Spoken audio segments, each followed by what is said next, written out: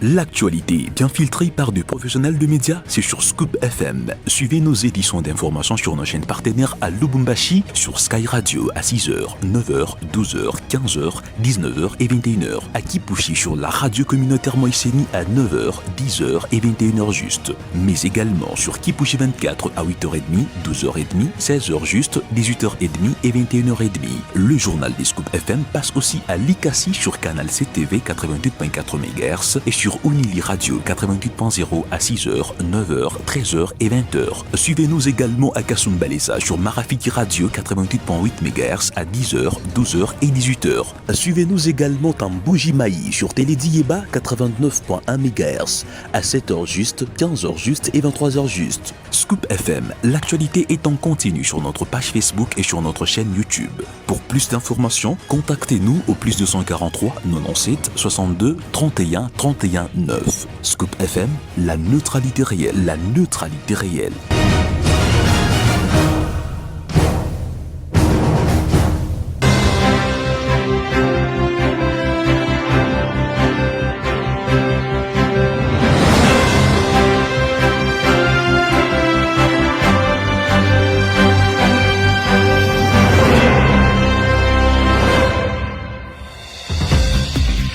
L'actualité, Kabound appelle à des pressions internationales sur Kigali et plaide pour un dialogue incluant les M23. Dans un entretien accordé à Jeune Afrique, Jean-Marc Kabound a estimé que la pression de la crise sécuritaire dans l'Est de la République démocratique du Congo passe par une implication plus ferme de la communauté internationale à l'égard de Kigali. Plus de précisions dans ces journaux.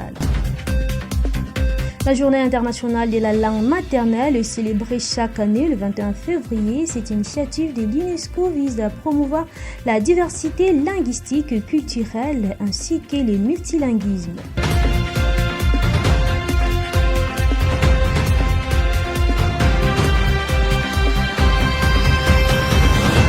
Mesdames et messieurs, bienvenue dans cette grande édition du journal sur Scoop FM présentée par Céline Kassongo sous la coordination de Christian Mouchampa. Comme je l'ai annoncé au sommaire, Kabound appelle à des pressions internationales sur Kigali et plaide pour un dialogue incluant les M23. Dans un entretien accordé à Jeune Afrique, Jean-Marc Kabound a estimé que la résolution de la crise sécuritaire dans l'Est de la République démocratique du Congo passe par une implication plus ferme de la communauté internationale à l'égard de Kigali. L'ancien président intérimaire de l'UDPS appelle Washington et l'Union européenne à mettre la pression sur le président rwandais Paul Kagame afin d'obtenir les retraits des troupes rwandaises du territoire congolais. S'agissant du mouvement du 23 mars, Jean-Marc Kabound estime que ces mouvements rebelles ne peuvent être ignorés dans la recherche d'une solution durable. Selon lui, ses membres font partie intégrante des populations vivant dans les zones sous leur contrôle et ne sauraient être jetés à l'océan, plaidant ainsi pour une approche inclusive. L'opposant avance également que les M23 disposeraient des raisons expliquant sa posture actuelle, évoquant des causes internes profondes à l'origine de l'instabilité dans l'est du pays. À saisir, l'implication du Rwanda ne constitue pas une cause première du conflit, mais plutôt une conséquence des dynamiques internes non résolues. Enfin, Jean-Marc Kabound souligne que le M23 n'est pas les seuls acteurs armés responsables de violences dans la région, citant notamment les alliés démocratiques, Force et la coopérative pour le développement du Congo, parmi d'autres groupes actifs dans l'est de la RDC. Félix Tshisekedi n'a pas raison de fixer de manière unilatérale des lignes rouges et des préalables pour le dialogue en vue. Félix Tshisekedi est une partie au problème. Il est grand temps aujourd'hui pour que l'ONU, l'Union africaine, Washington, Paris-Bruxelles puissent comprendre la nécessité de mettre la pression sur Paul Kagame afin qu'il retire ses troupes du Congo. Et bien entendu, nous disons que le M23 restera avec les Congolais qui sont là-bas. Nous n'allons pas les jeter tous dans l'océan. Ce sont des êtres humains, ce sont des Congolais. Ils évoquent des raisons qui justifient leur position actuelle. Et nous pensons qu'il y a intérêt à les écouter parce que il y a des causes internes qui justifie tout ce qui se passe à l'est de notre pays. Le professeur Gaspard Ngondakoy, constitutionnaliste et député national, cadre de l'Union sacrée de la nation, a affirmé que la Constitution de la République démocratique du Congo est une œuvre entièrement conçue par les Congolais.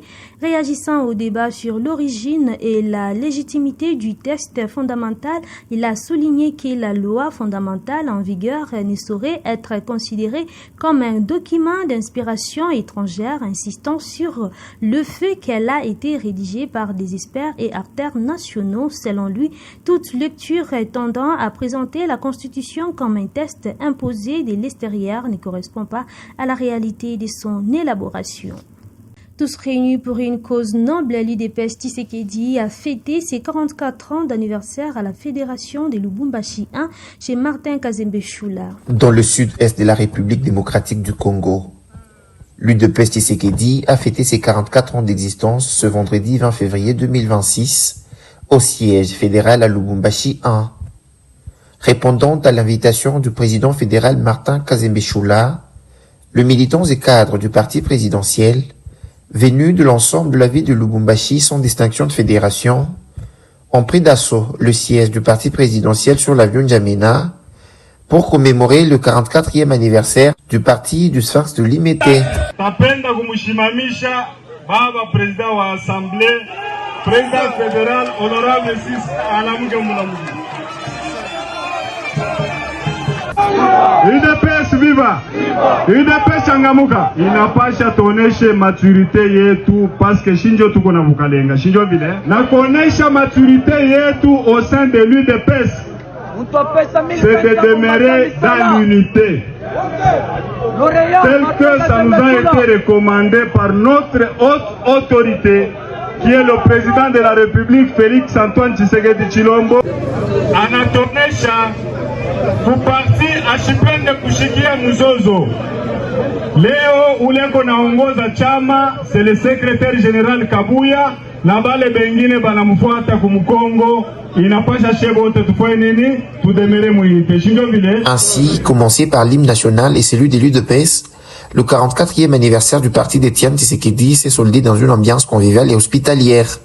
La journée internationale de la langue maternelle est célébrée chaque année le 21 février. Cette initiative de l'UNESCO vise à promouvoir la diversité linguistique et culturelle ainsi que les multilinguistes. L'initiative de célébrer une journée internationale de la langue maternelle vient du Bangladesh. Elle a été approuvée à la conférence générale de l'UNESCO en 1999 et est observée dans le monde entier depuis 2000. Le voix de la jeunesse sur l'éducation multilingue, près de 40% de la population mondiale n'a toujours pas accès à une éducation dans une langue qu'elle comprend parfaitement, ce qui impacte l'apprentissage et l'inclusion.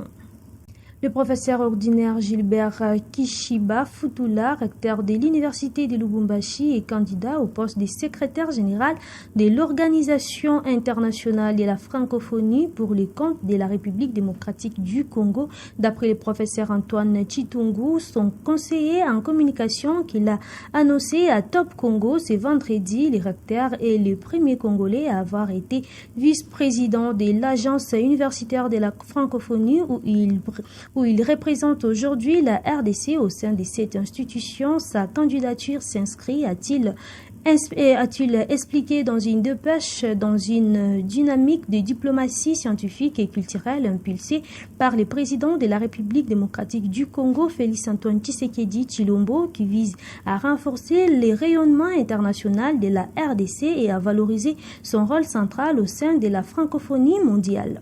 Cette candidature est perçue comme un acte de justice historique et un moyen pour la RDC de transformer ses ambitions en influence concrète.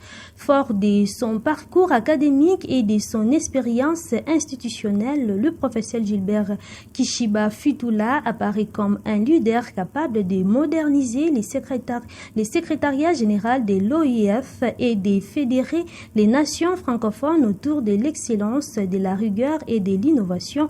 En croire croire le professeur Antoine Chitungu, l'élection du recteur Gilbert Kishiba présenterait une reconnaissance internationale de la place stratégique de la RDC dans l'espace francophone et renforcerait sa voix sur l'échiquier mondial. Lutte contre la présence des enfants dans la rue et les places publiques à Lubumbashi ainsi que dans d'autres centres urbains de la province du Haut-Katanga, l'opération de récupération de ces derniers n'a pas encore dit son dernier mot. La ministre provinciale du genre familial et enfant Valériane Mumba Kiboko, sous l'impulsion du gouverneur intérimaire Martin Kazembe Choula, était encore sur terrain jeudi 19 février 2026 pour se rassurer de l'exécution sans violence des droits des mineurs de cette opération qui, selon elle, avance avec succès. Reportage. Le gouvernement provincial du Katanga tient à sa politique de neutraliser le phénomène enfants de la rue. C'est pour entamer ce plan que 237 enfants en rupture de lien familial ont été appréhendés pour les répartir selon les critères d'âge. 129 mineurs, filles et garçons, sont gardés momentanément à la BCRS en attendant leur affectation dans les maisons d'éducation. 90 parmi eux, à l'âge majeur, seront envoyés à Kanyama-Kasese au service national pour une formation dans différents métiers dont la République démocratique du Congo a besoin. Ce jeudi 19 février 2026, la ministre provinciale du genre, Valériane Mumba Kiboko, accompagnée le maire intérimaire de Lubumbashi, Joyce Tunda Kazadi, a effectué une descente à la BCRS où elle a été accueillie par le commandant de cette brigade avant d'aller à la rencontre de ses enfants. Introduisant la ministre du genre, Valériane Mumba Kiboko, Madame le maire Joyce Tunda Kazadi a demandé à ses enfants d'être reconnaissants envers l'autorité provinciale Martin Kazembe Choula qui a envoyé sa ministre du genre pour s'occuper d'eux. Alors, kama mpende bwana Kanyama-Kasese, fashi kule tunataka kumipeleka kesho, deja tunawamibeba ndio kumipeleka fashi kule mtekala. Shie leta tutabeba prise en charge yenu. Kuria kwenu deja pa leo tunamileta vya kuria, mtakuria magharibi. Kesho kwa tunawa kumibeba fashi na kumidepose. Ule katikati yenu atatoka mwile fashi. Tunamkamata tena mvini, hata mpeleka tena kumwangadre mbatoto benzaki. Ule soit tumpeleka mu prison, soit tunamutuma anenda Kanyama-Kasese. Misha kumibamba masula inyapa longtemps mukuyaka tenomu, tunamisaidia tunamipeleka kubakanja.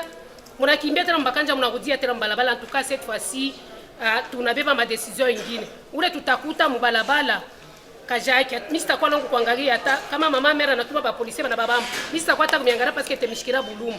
Maire de la ville de Kasumbalesa, maître André Kapampa Kamwanya, a présidé ce vendredi 20 février 2026 une réunion du comité local de sécurité dans la salle du bâtiment KBP et à Luzi, un véhicule de marque Corolla Premio volé en Zambie a été présenté devant l'autorité urbaine par les services de sécurité de la ville. Images et commentaires de vrais patriotes. La situation sécuritaire est relativement calme sur l'ensemble de la ville de Kasumbalesa.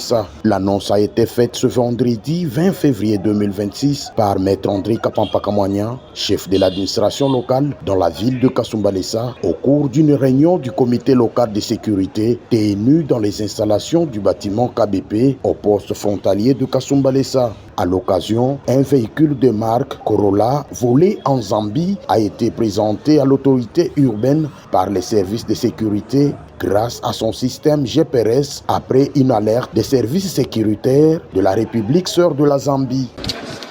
Donc c'est un véhicule volé en Zambie. On a été alerté par les services de sécurité de la Zambie, dont l'Interpol de Zambie nous a interpellés et ils nous ont envoyé sa localisation. Et nous nous sommes mis sur le terrain pour essayer de chercher. On a trouvé un véhicule au niveau de Bilanga là-bas.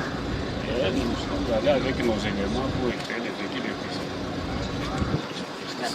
Très flatté de cette opération, maître André Kapampa Kamwanya n'a pas manqué de féliciter les services de sécurité de la ville frontalière pour ces jolis coups de filet. Nous ne dormirons pas pour ce qui est de la sécurité des biens des Congolais. Mission noble qui nous a été confiée par le président de la République. Le comité local de sécurité de Kasumbalesa veillera à décourager tous ces bandits. Page noire, Barthélemy Okito Oleka, l'ancien secrétaire général au sport, est décédé dans la matinée de ce 21 février 2026 des suites d'une crise des tensions. C'est la fin de cette grande édition des journaux. Mesdames et messieurs, merci pour votre fidélité. Je vous donne rendez-vous la semaine prochaine. D'ici là, portez-vous bien. L'actualité bien filtrée par des professionnels de médias, c'est sur Scoop FM. Suivez nos éditions d'information sur nos chaînes partenaires à Lubumbashi, sur Sky Radio à 6h, 9h, 12h, 15h, 19h et 21h. À Kipushi sur la radio communautaire Moïseni à 9h, 10h et 21h juste. Mais également sur Kipushi 24 à 8h30, 12h30, 16h juste, 18h30 et 21h30. Le journal des Scoop FM passe aussi à Likasi sur Canal CTV 88.4 MHz et sur Unili Radio 88.0 à 6h, 9h, 13h et 20h. Suivez-nous également à Kasumbalesa sur Marafiki Radio 88.8 MHz à 10h, 12h et 18h. Suivez-nous également en Bougimaï sur Télédiéba 89.1 MHz à 7h juste, 15h juste et 23h juste. Scoop FM, l'actualité est en continu sur notre page Facebook et sur notre chaîne YouTube. Pour plus d'informations, contactez-nous au +243 97 62 31 31 9. Scoop FM, la neutralité réelle.